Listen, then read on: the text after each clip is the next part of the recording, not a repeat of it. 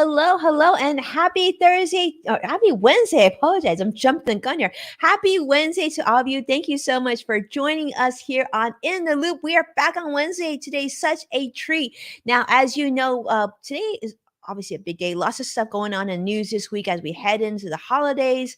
But we want to start and just say welcome to the show. If you're watching us on a replay, thanks so much for joining us on replay day for you. And if you're joining us live, don't be shy. Let us know where you're joining us from, what channel you're on, how you're feeling today, because Greg and I are here. Welcome to In the Loop with Winnie and Greg. Before I jump in there, Greg, how you doing today? How's your week been? I'm doing good. It's good to see you. Good to see everybody joining us too. Yeah, it's weird that it's almost the end of the year right now. That still keeps kind of tripping me out, but otherwise doing great. And like I said, it's nice to be here on a Wednesday too. That was throwing me off. I kept thinking it was Friday, Thursday. It's Wednesday. Wednesday is where we're at. Yes. And yeah, for those of you that don't know, I'm Greg Nibbler, longtime tech reporter, covering all kinds of things. I'm a podcaster, a lot of different hats, but what I like to talk about the most is fun tech. And I've got some things that we're going to be covering here in a little bit. For you who have iPhones, particularly, these are some updates that you might want. But if you're an Android user like me, we can debate whether or not you want these updates for yourself too. We've got some robots, of course, and probably the coolest theme park that maybe has ever been invented. I don't know. It's a debate, but to me, it looks pretty cool. There might be one other thing that could top it, but we have that too coming up. So lots of fun stuff to talk about. And we love seeing comments come through. So please drop those in there, as we go throughout the show. If you're watching on replay, you can still comment too and send us messages, but always so much fun to be here. Thank you so much, Greg. Well, a new amusement park. I'm going to guess Joshua is going to really love hearing that. I actually see CrossX Fighter joining us on YouTube Live. What a treat. I want to hear about this new amusement park. I'm guessing I might have to get on a plane soon just for this, right, Greg? But I'm excited to hear what you have to say. I don't know if you will, though. Oh, so that's what we'll have to see. Mm-hmm. Well, we'll have to catch it. I can't wait. So that I'm hoping. So you got to stay to the end of the show for that, because I'm definitely going to be here to hear that. So yeah, absolutely. Understatement of the year. Greg is like the total powerhouse in the tech space, robotics, everything cool, basically. And if you didn't know, he was also a longtime reporter on digital trends and also the NBA. Just to name drop a few very small entities there. Hello, I am Winnie Sun, as you know, longtime financial pro, CNBC council member, Forbes contributor, and also host of Level Up, which is another live stream show that can be found also on NASDAQ and Amazon Fire, just to name a few. So how I usually start the show off here is to talk about how the financial stuff happen, how we close the day, because we want to save room for obviously interesting stuff that we'd love to hear about, what Greg's going to share. But this we need to know. How did our money do today? Well, the Dow closed down 142 points, the NASDAQ down 85 points, and the S&P 500 also down 24 points. So unfortunately, not the best day, triple down day. And part of the reason that occurred was that the Fed came out and of course they increased interest rates yet again by half a percent, or 50 basis points, which you might say, well, that doesn't sound so bad, Winnie, because wasn't it previously 0.75%? In fact, it was. But what makes it bad is this now takes our benchmark interest rate here in the United States, now that's been increased by the Federal Reserve, to the highest it's ever been in 15 years. So that means that if you have any debt, aside from fixed interest debt, like mortgages, for example, well, this is probably a bad day for you, because things are just going to get to be a little bit even more expensive. Now, of course, the reason why they're doing this and continue to increase interest rates is this is to help mitigate rising inflation. Now, you may have remembered we talked about the November numbers, the consumer price index, as the inflation was still increased, still higher than we want it to be, but somewhat better than expected. But that being said, it's really not that much better, because one article that I read, and several articles on this topic recently, is just talking about how although certain things didn't increase as much, namely gas and some of these other items, grocery prices jumped by 12% in November from a year prior, 12% on the cost of grocery. And I'm sure most of you who are watching this show have to pay for groceries. So 12% on your basic necessity, consumption prices is a really big difference in inflation. So that's definitely a negative. And so you're seeing a lot of that pressure kind of trickle in. And of course, one big thing, if you didn't see the announcement earlier today, is the Federal Reserve said that they probably aren't going to lower interest rates anytime soon. In fact, they think we're going to be challenged by inflation for the rest of 2023, and they don't see interest rates actually coming down until 2024. So that was certainly concerning, and that's why you're seeing the negative reaction on the stock market as well. Okay, now another story that I thought I want to make sure to put on your radar. This was sort of big news. And I'm curious to see, Greg, how you feel about this too. So the Department of Justice and the SEC, which regulates, financial entities and whatnot, just charged a group of social media influencers in the realm of $100 million alleged scheme of a stock dump, and it's called the pump and dump. So what they do is they basically talk about different stocks on social media, and then when the stock price increases, they would then sell it and they would make a bunch of money on it without doing the proper disclosures and whatnot. So this was considered definitely fraud. This occurred on Twitter and Discord amongst many other platforms, but there's going to be like civil complaints, criminal charges. Have you seen this, Greg? Did you see this article? I saw it briefly earlier today, and I didn't get a chance to get into it. So that explains it a lot more to me as far as what's going on. But that's kind of nuts. I feel like that's going to open up a whole lot of things as far as that seems like it may be more prevalent, I guess is what I'm saying, than perhaps was known beforehand. Mm-hmm. But these guys just talking about that and then dumping the stocks. I mean, that's $100 million. Like that's huge, going after individual social media influencers. Like, I feel like there's a lot of people that are probably thinking about what they've done right now, and if they're possibly in should be worried. Targets. Mm-hmm. Yeah, as well. Yeah, like absolutely.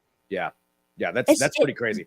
Right, because I think for financial advisors who are licensed and what, there's so many things you cannot do on air, right, written on social and whatnot. Very heavily regulated industry. So then you have people who are unregulated doing this because they're influencers, but they're not actually licensed professionals. Yeah. But there's a responsibility. So I'm really glad that this is happening, because I think in order to keep the financial markets honest, these types of things need to happen. So I want to say a quick hello. Also, Greg, we got to say hello to Carlos on YouTube Live, and we Carlos. See Sadiq jumping in on LinkedIn Live and YouTube Live. Thank you, Sadiq, for coming on both platforms. We love to see that. But Greg, I want to talk to you about this other story. I'm sure you saw this as well, but I feel like we've been talking a lot about Elon, but it's just because he's always dominating the news today. He is, but yeah. This was really interesting. So I know we talked a little bit about another issue that we'll talk about in just a second, but so in San Francisco, so I saw this in San Francisco, there's a lot of talk about Elon's not paying his rent. He's not paying Twitter rent. And so they're not paying a lot of their bills. For Twitter, for vendors, for office leases. And it's not even just happening in San Francisco. They're saying it's happening through all the different Twitter locations. So they think that, well, if it's happening in all these locations, it's probably coming from Elon himself. That's kind of weird, right? I mean, isn't that the classic billionaire move, is just don't pay your bills and what's anybody going to do about it? Yeah, that's, I mean, how do you even back that up and say that you're not paying your rent? I saw one thing, he said it's using as a negotiating tactic, but your bills, I saw someone was like $200,000 just in like flights and travel expenses that they're just not paying. I mean, you can't just not pay, It's one thing if they're filing for bankruptcy, and maybe he is, I don't know, enough to say whether he's setting that's up pretty big bankruptcy. Yeah, it's pretty big bankruptcy. Yeah. So $43 billion. It's like, come on, man, and he has clearly, he's the richest guy in the world. He can cover that. Second now. He just lost his rankings here this week. So he's hurting a little bit, but still second richest man. That's not so bad, right? Not too shabby. Yeah, but I mean, just stiffing people, especially when the economy is like this, and those are probably people who need that money. I mean, that trickles down to a lot of people. I don't know. That's just not a cool move. It's not a cool move, and it's really interesting because in the commercial real estate space, there's a saying that when the tenants don't pay, they're not going to be staying, right? So the question is he going to start to? I mean, he's lost a lot of his employees, so is he going to start to close down offices? But then he doesn't let them work from home, so yeah. And I did see something trending too on Twitter, and I didn't have a chance to like dive into it too much about that he's going to be moving Twitter's headquarters, which would make sense that he would leave San Francisco, go to like Austin or somewhere in Texas, most likely. Houston, I don't know, but yeah, I saw that was trending as well, that he's going to leave and take that with him. I mean, there's not that many employees left out there that maybe they'll all have to be moving to Texas soon, but I can't see it's just Francisco every day it's something else. Twitter people, every day something else, and and it's Cecilia saying, I think this is the difference between being worthless billionaire and not paying a rental. So, this is news. This is news, and I mean, there's a lot of stuff happening with Elon, but this is news, and actually, we got to talk about this. Is Jack Sweeney, right? Jack Sweeney, he's a young person in Florida, I believe, or Texas, I'm not sure which state. Oh, no, in Florida. He's a college student in Florida. He owns the Twitter account, Elon Jet. Greg, what's happening with Elon Jet? Yeah, so this is one of those ones where if nobody's ever followed him before, you probably heard about him, but he tweets out, it tweets out where Elon is, where his private jet takes off and where it lands and what their flight path is. Those are public records too. I mean, you can go on, there's a few different websites. I can't remember off the top of my head, but there's one that will track like every plane in the air all over the world. So that's public info, but he specifically has Elon's info and it tweets it out where he's taking off from, where he's landing. And Elon Musk specifically said that he would not suspend that account because that's part of free speech, even though he said last month he tweeted that. Yeah. And what happened today? Suspended. Yeah. And he's claimed the reason is because even though it's free speech, right? He said that this is because there's a direct personal safety risk. But aren't there a lot of that if you put it into that kind of context? I mean, not necessarily a plane, but I mean, if you're posting where anybody is, then wouldn't that be a direct safety risk to someone? I mean, I'm not saying I necessarily agree with posting where somebody is at all times, but if that's going to be your stance, you better enforce that all around. And it's not just, you, but also it's completely opposite of what he said. Right. Absolutely. So that's what's happening with Elon. Yeah. I mean, those are sort of those like headlining things. It always is. Yeah, but I always try to I try to throw the baton over to you on a positive note. So I do have one more thing to share that I think is sort of good news. Now, it probably isn't going to relate to every one of us here on the show, obviously, but the good news is we all have people that we love in our lives, and perhaps as parents, perhaps as grandparents. Some good news for them is that Social Security checks are going to be coming next month, in the month of January, and they will have the largest cost of living adjustment in 40 years. Okay. So this is a great thing. Because of inflation, they're going to be increased by almost about 8.7%, in fact. And so for most people, this is going to be an extra like $120 a month. So this is a big thing. So if you have parents or grandparents who are receiving Social Security, let them know that they can expect a bigger check in January, and hopefully that's a little bit of breathing room, especially since we know that groceries and a lot of their expenses, medical and everything else, has gone up. So just thought I'd share that with you because I know many of us are getting together with our family, and if we have older family members who are receiving Social Security, this is probably good news to share with them. And that's what I got today, Greg. Not too much. It's kind of been a quieter week in news. Yeah, well, I mean, that is good news to go off of right there. I mean, it's been fairly quiet in tech as well. I mean, it's the end of the year. Things are kind of wrapping up. Not a lot coming out, but there are a few things that I did want to talk about. So we're going to transition over to this. For those of you who have an iPhone, at least a newer-ish iPhone, maybe the really old ones, this won't matter. There is a new update for you that came out today, actually, I believe. So you probably noticed you have the option to do this. And this is for iOS 16.2, another one of those iterative updates that Apple will roll out. Probably a lot of these will happen before iOS 16 or 17. But here is what we are looking at. So I wanted to just talk about a few of the things that are there. So one of them, being you're going to have more options for your lock screen. This seems like a big focus that Apple's had with this iOS, which is a little bit Android-like. I'm going to be fair on that, where you can overlay things over your lock screen. You can have, sports scores showing up. There's different customization options for your home screen too. So you'll have new kind of widgets and things to play around with there that you might want to take a look at when you do that update, see if there's maybe something you'd be interested in having shown up there. So you've got that part of things. A couple other things here going down the list. You've got some more gaming options. So if you want to FaceTime call somebody while you're playing a game, you can do that. So if you're big into gaming on your iPhone, or that's something that you want to do, you can kind of share that experience a little bit more. Again, some little updates as we're going through these. Let's see, Apple TV. The Apple TV app is now going to allow you to follow sports teams, and so you have some scores there. Improved home app. So little things like that are kind of coming through that are just going to give you more options for customization and more options to have different notifications on there. But here's one that I think is pretty interesting, and I'm really curious for people out there if this is something you will use or not. I do like karaoke, and this is something that I think is kind of cool, could be cool. It's called Apple Music Sing.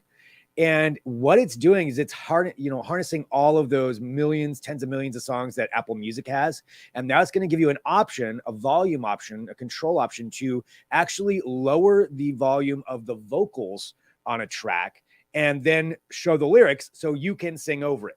Essentially, it's turning all of its music collection into kind of a karaoke home collection that you can use. If you can do it, I guess you can adjust it to either, sing along with the vocals, lower the vocals almost all out, do a duet with whatever the song is, and have those lyrics show up on there too. That, I think, that's kind of cool. I like that idea of basically giving yourself, a home karaoke setup. If it works well, taking vocals out can be a tricky thing on this, but I'm sure Apple's figured it out. I haven't tried it myself yet, so anybody out there who has tried it, let me know. But Winnie, what do you think about this? I don't know if you sing karaoke or not. I can't remember. I know we've talked about this before. You know what? I'm one of those closet karaoke people. I think like when I sing karaoke, you don't want to hear about. But I will say I love this concept because number one, you just said it came with a new rollout. So I'm definitely going to upgrade my iOS right now. The Yeah. second thing is I think, it's interesting. I was just talking to a good friend of mine and they said that they had bought this handheld device so that they could sing karaoke and they thought it was the coolest thing. And now if it's built into your phone and you don't need to spend money for another device, I think this is absolutely so fun. And I love how Apple has, obviously harnessed a lot of technology in the health space and then fitness space. And now they're doing something fun. I think this is great for mental health and giving yourself a release. And I love the fact that they're incorporating it with all of the Apple Music catalog because you're using technology. But how smart for Apple, because now there's another reason for you to subscribe to Apple Music, which also puts some pennies into their wallet as well. But without saying that we want you to subscribe, you're going to use it and you're going to realize that you want to subscribe because you want some of your music that you can't get for free. Yeah. So kind of brilliant. Yeah, it is. It is smart. I mean, there's websites and there's places you can go out there for the karaoke side of things too, but this just putting it right in there, definitely a bonus to add on to the subscription. Greg, I feel like for you, it's like, I feel like Apple is calling. I think Apple is watching our show, Greg, and what would Greg want? What can I don't know what you're talking about. Greg, over to the Apple side. I just signed my contract on this, but that it's kind of enticing. It's kind of enticing right there. I mean, Sadiq is saying Android has something has iOS good vibes. Sadiq also said that talking about that previous story about the data of the planes and ships are public domain from FAA and naval authorities. Yeah, absolutely. Yeah. But I mean, Greg, maybe it'll work on other Apple devices. I don't know, right? I don't know what you're talking about. Yeah. So maybe it will. Those are some of the updates there. So there's also some security updates, so important things on that. And there was one other one for AirDrop too. It's going to change it. So if you put it to everyone, and this has probably happened to somebody at some point, you get an AirDrop you don't want. Now it's going to automatically change to that. It'll be everyone, but it'll only have it in that option for 10 minutes, and then it'll go back to contacts only. So you don't have to remember to change that. It'll do it automatically for you. Smart. Yeah, so that's another one for there. But there's a lot. There's tons more of little updates that came out with this. So I encourage everybody to take a look. I'll post an article to you that kind of runs through some of them and see if there's some you want. But yeah, the Apple Music Sing. That's a pretty cool one. That's pretty cool. All right. Yeah, I'm saying. Just saying. I've got a couple other things. So, it wouldn't be this show if I didn't talk about a robot, if there's a robot to talk about. And I do have that. It's from a company called Piaggio Fast Forward. Sounds Italian, but they're based out of Boston. And they've had a robot that's been out for a while called the Jita. And now they've got a new one that it debuted a little while ago, but they're really pushing it now for the holidays called the Jita Mini. So here's what this robot is. It's like 2 wheels. It's got this big center base on it that has cargo space in the middle of it that you can put things in. Now, their idea, what they're talking about is that, I guess, according to one of their studies, which this seems like a lot, but as far as Americans, most Americans make 4 short trips in their cars a day, which that seems high to me, but maybe that's accurate according to their study. And they want to reduce some of that. So the thing is, they look at it, especially this is targeted towards a city where, say you got to go get, I think another example they used was like dog food. You got to get something that's heavier, a couple of things that you just can't carry yourself. Well, instead of driving a car, you could have your little Jita Mini robot follow along with you and go shopping with you, and you can stuff everything into there. This the robot, the way it works is when you stand in front of it, you hit a wake button and it scans whoever's right in front of it, and then that's who it identifies as its person, and that's who it follows. So it will follow you where you go. It's got all kinds of tracking software and cameras on it. It's supposedly so it can identify and not run into people, not run itself off of a cliff. It knows how to, go into a door. It pairs with an app on your phone. And they said, essentially, anywhere that a wheelchair can go, this thing can go. And let's see, how many miles does it go? 6 miles an hour. So it carries about 20 pounds. You can do 21 miles on a charge. And this is what they're pushing. Now, the price tag was kind of spendy. So it's anywhere between $1,800 to $2,100, depending on, I guess, a couple of add-ons you can get on there. But they're saying this could be the future, and they believe this is where people are eventually going to be going, is that we'll have our little personal robots with us to carry our stuff. Winnie, what do you think about this? And anybody watching too, drop in your comments. Like, is this something you would want? It said, let's take away the price. Is this something you would want to walk around with? So, okay, I can see where this is heading, Greg. I'm kind of loving this, but I kind of don't think it's that practical. I will say this, for those of you who have kids like I do, right? Have you seen how heavy these backpacks are? I mean, when I was at UCLA, I was a poli-sci major. And so the books, I used to joke that they would have us read books by the pound because they were so heavy. But like nowadays, like my son, like he has a backpack on wheels and things like that. And like I remember at UCLA, we had this thing called broom walk to walk up this big hill, right? With like your backpack. Definitely was heavy. I can see that being there. Maybe occasionally when we go to the farmer's market and just buying like way too much fruit, which I have a tendency to do. But then I'm not sure that this would be my everyday robot because like I feel like I can probably do away with just like, a suitcase with wheels probably can be sufficient for this, but I'm kind of loving the cool factor. But one thing that you said, Greg, is that it can sense who's in front of you and follow. But what if it follows somebody else because it senses somebody else? But I guess maybe because I have it on my phone, it will follow me, right? Yeah, I believe it's the combination of the app and then the scan is so good. So it knows who the person is. I'd have to look into it a little bit more, but I would imagine that the app plays a big role. But yeah, the cameras on it are pretty good as far as what it's able to sense. I think it's got, I believe it's LiDAR on there, a few other options. It's the 2 cameras, depth sensing radar. So it's got some pretty high-tech options on there as far as following you, although that would be weird. You're in the store and all of a sudden your robot's following somebody else at the store. That would be. Yeah. I mean, I feel like you have to be pretty rich to have one of these. You know what I mean? Because I mean, if you go to the store, you have a shopping cart. If you leave, I guess they're trying to replace a car.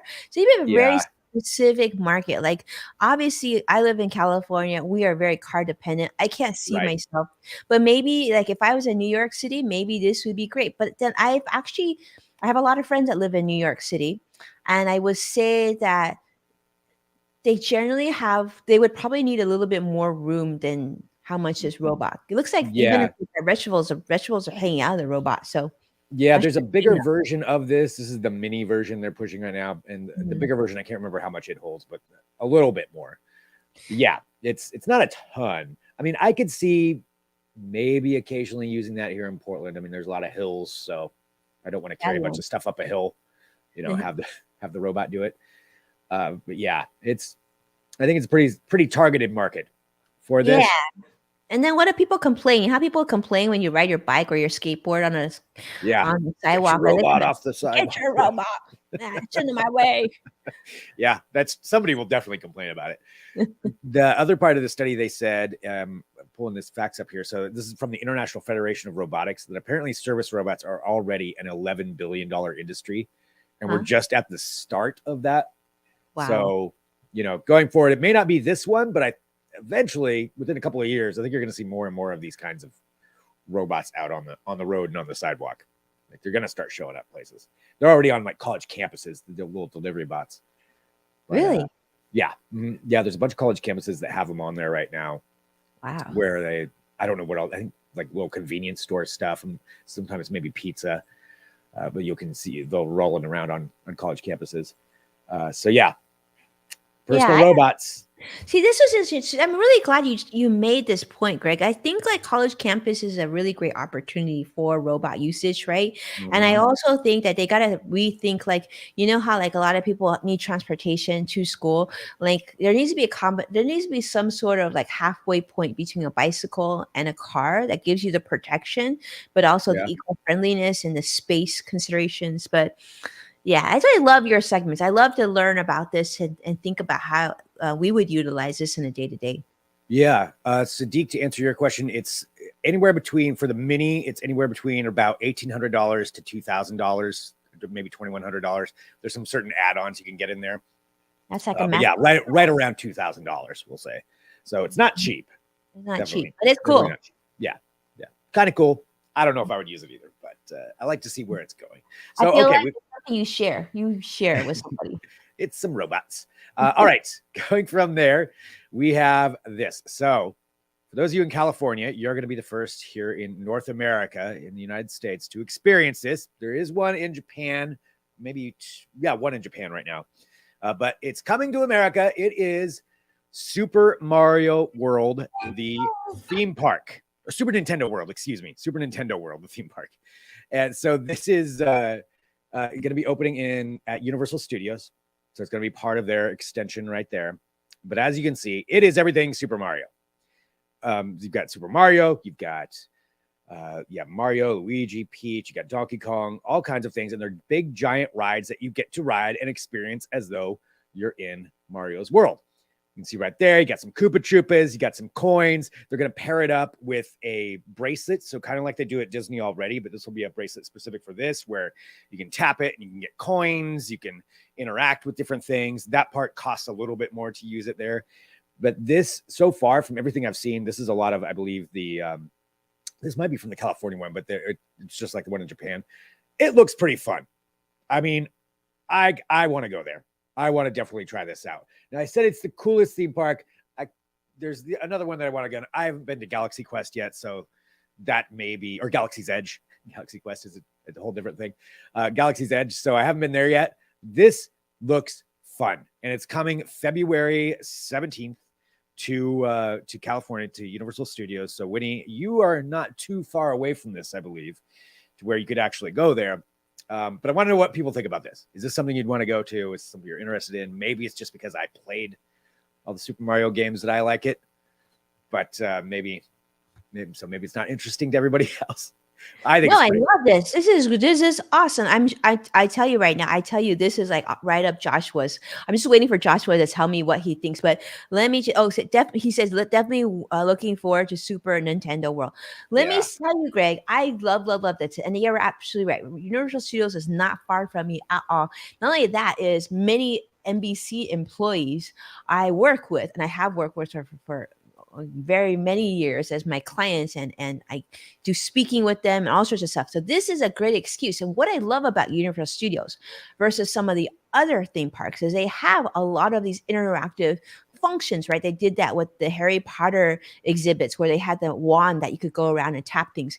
This Universal is going to do this right. I have a feeling this is going to be super, super fun. And it saves me a trip to Japan because I was going to try to get to Tokyo to check this out.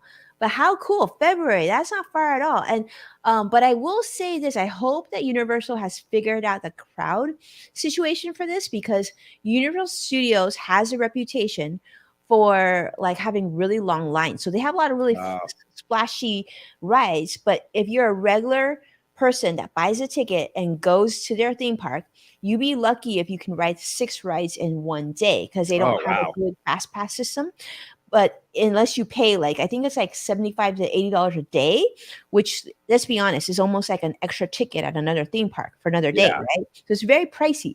So I'm hoping they can figure that out, because if you are getting people, you know, there needs to be sort of that happy medium. I think Disney's done a little bit better job with their fast pass system being more affordable.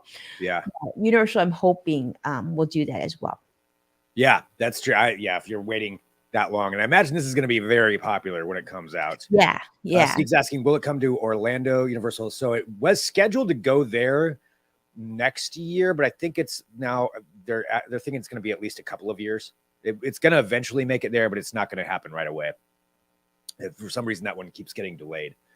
So, but 2025. They said construction delays are keeping it back till 2025 in Orlando. So yeah, California is going to be the place to go to for it to start off. California, come on over, have it in and out. It's a great. I mean, it looks like a lot of fun. If I could hit that and Galaxy's Edge, yeah, it'd be pretty good.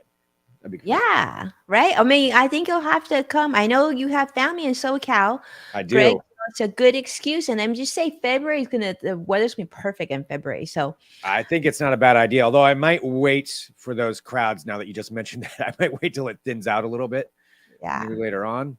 But I'm gonna reach out to my friends. Maybe we can go on a media day prior to the crowds. Now you're talking. I'll be right down. I'm like writing my notes. Okay, reach out to blah blah blah. Yes, that would be cool. So that's kind of the big news that just happened today too. So a lot of this is just coming out today. End of the year, still cool to get some announcements that are happening, and as we wrap it up. So that's what I had. So it's I don't know, pretty fun.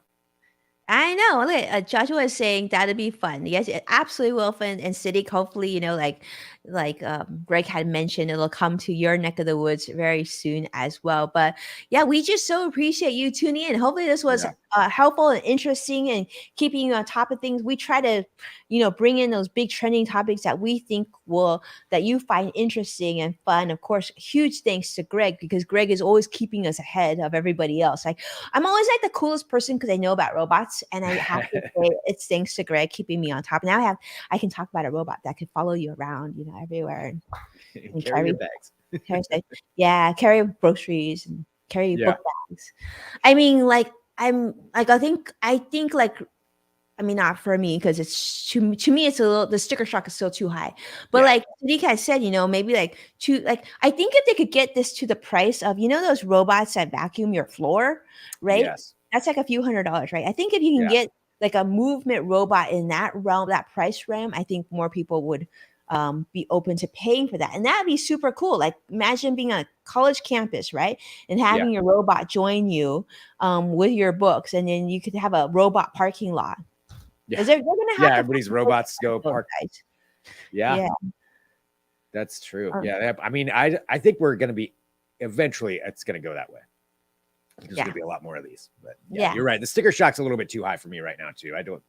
Yeah. I mean, my laziness of carrying something up the hill is not going to be overtaken by that sticker price. Exactly. You can get one of those like little those little wire shopping cart things for like $20, $30. That I've done that at the farmer's market.